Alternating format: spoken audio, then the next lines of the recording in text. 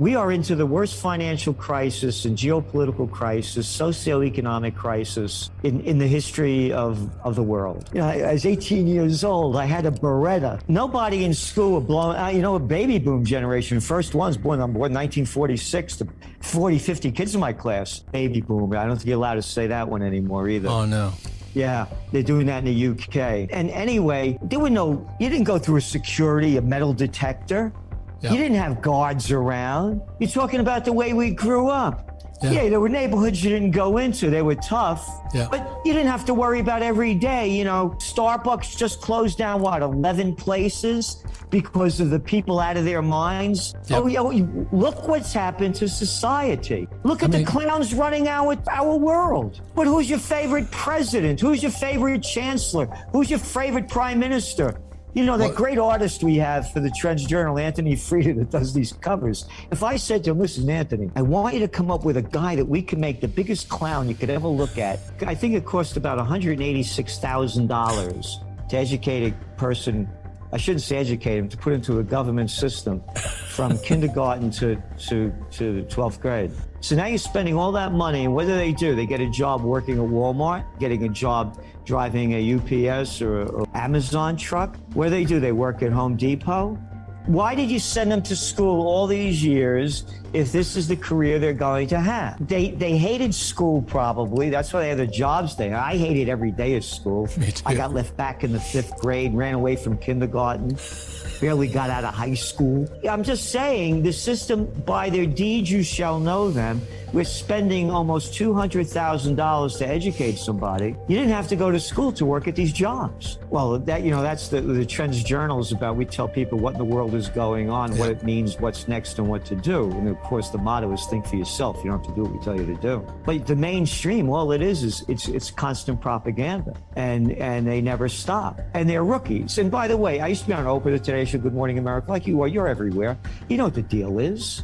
I mean, you're working for the corporation, right. And they want you to say what they want you to say, and you got to be in the game. So what you're getting the system, and when it goes back to remember the Maine, the Hearst newspaper with the Spanish-American War. Right. And you go back to the New York Times. Saddam Hussein, he has them aluminum tubes. Well, we were wrong, but we'll tell that after we told the propaganda. We are into the worst financial crisis and geopolitical crisis, socioeconomic crisis in the history of the world. And now, with them raising interest rates, inflation continued to skyrocket. What the COVID war did is unprecedented. It's incalculable, the damage it's done. It killed the lives and livelihoods of billions of people. Right. You mentioned about what's going on in Sri Lanka. How about exactly what you said? It's the New World Disorder. It's going on all over. Yeah. When people lose everything and they have nothing left to lose, they lose it. And they've lost everything.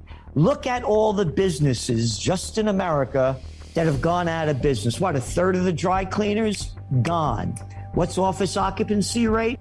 Depending on what you look at in the metro areas, it's around 40%. You mean it's 60% lower? No more happy hours.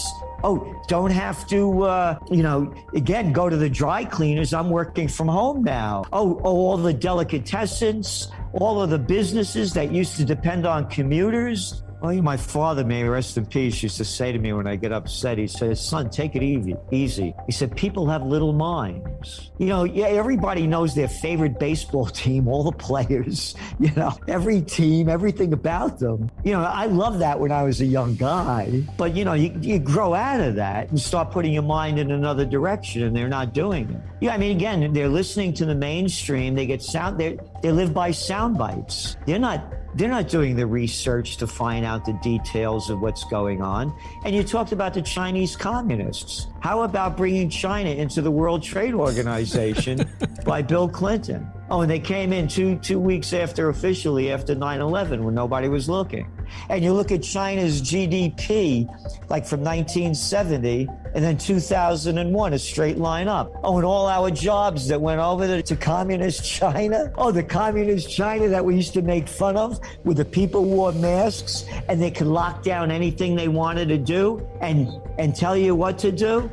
And we're going to follow that path. I'm I'm the mayor, I'm the governor, I'm the senator. We're going to lock you down. The Chinese way, you must obey. Welcome to America. Well, you know, the big issue is inflation. And again, the economy was artificially injected with all this monetary methadone to keep the money junkies high. Everything should have crashed in 2020 when they locked down most of the country and most of the world.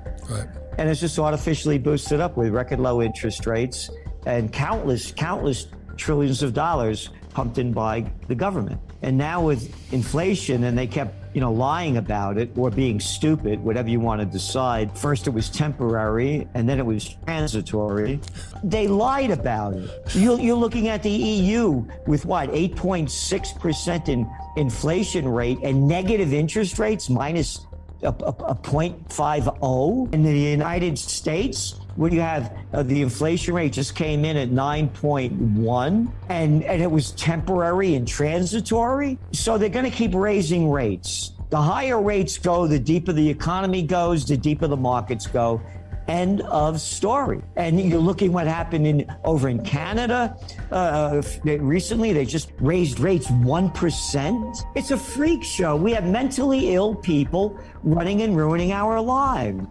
This is the Trends Journal from 2014. Dr. Paul Craig Roberts, former Assistant Treasury Secretary under Reagan, wrote in detail America's coup of the democratically elected government of Viktor Yanukovych, the Ukrainian president. So again, there's a lot of sides to this story. So I understand the why, but I'm totally against the how it happened. So having said that, only looking at the facts, once upon a time, there was a guy by the name of Napoleon Bonaparte. He left Poland with 420,000 troops to attack Moscow. Came back with 10,000. There's a famous chart of it. And then once upon a time, not too long ago, there was somebody by the name of Adolf Hitler who launched Operation Barbarossa and killed between 25 million and 30 million Russians.